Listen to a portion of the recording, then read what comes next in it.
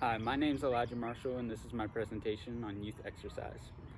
Some people often criticize their children for pushing themselves too far in their fitness, but God gave us very capable bodies that we can achieve great things with if we don't ignore safety precautions and practice restraint while training.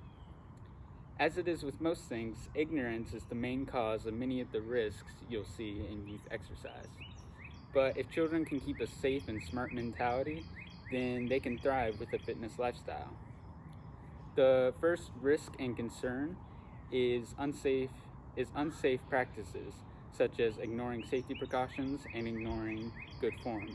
These two are some of the most dangerous aspects of exercise, right beside overloading. Proper teaching of safety guidelines and form can prevent risky activities that children accidentally end up doing a lot, such as attempting heavy weights without a spotter. If you haven't done the weight before and if you don't feel comfortable, have someone there with you so you don't hurt yourself. Another mistake is exercising or running on a pre-existing injury. I've done it before. It's not fun. Just give yourself a day or two to rest. You'll feel a lot better on that next exercise. The next two risks involve running. If you're a young child and you're maybe below the age of 15, you should not be running in not well lit areas such as public places at night, and you shouldn't be running in areas you're not familiar with. If you don't know where you're going, then what's the point of running to there? Just turn around, go home, be safe. It's not the end of the world to run on the treadmill. I know it feels like it is, but it's not. You'll be okay. As mentioned before, overloading is the second most riskiest aspect of youth exercise. Everybody knows the saying, no pain, no gain. And you want to put a good and strong effort into each and every one of your exercises. But too much strain and too much impact and too much weight pounding down on you can actually negate and cancel out many of the positive aspects of working out. You break down your muscles and they come back stronger, but they're not going to come back as well as you would like if you end up hurting yourself with too much weight. A form of overloading is just too much weight. If you're a young person still growing and you maybe weigh around like 70 pounds, you shouldn't be trying to lift 130 pounds.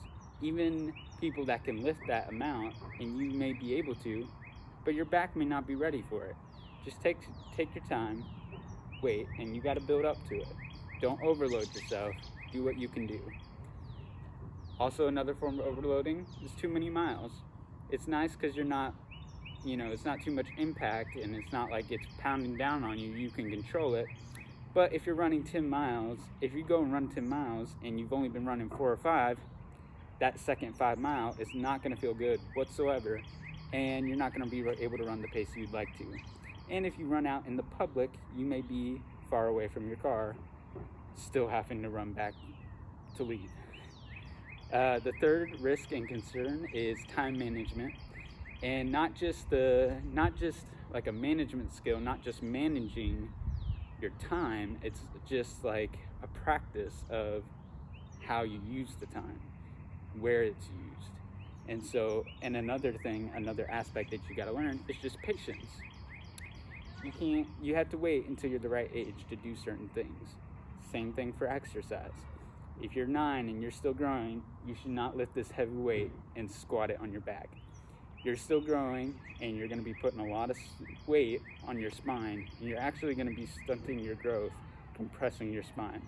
And I know a lot of kids nowadays would love to be above 6 feet tall. I would as well. So don't put heavy weight on your back, kids. In conclusion, once one can put together all of these corrective practices, they will see all kinds of benefits in a safe environment. And when children can remember to take their time, train responsibly, and keep good practice and good form hand in hand, they will be able to bypass many of the risks and injuries most parents think are inevitable for their children and for their child as they train. But they're wrong, and you can bypass many of it and live a healthy, happy lifestyle. Thank you.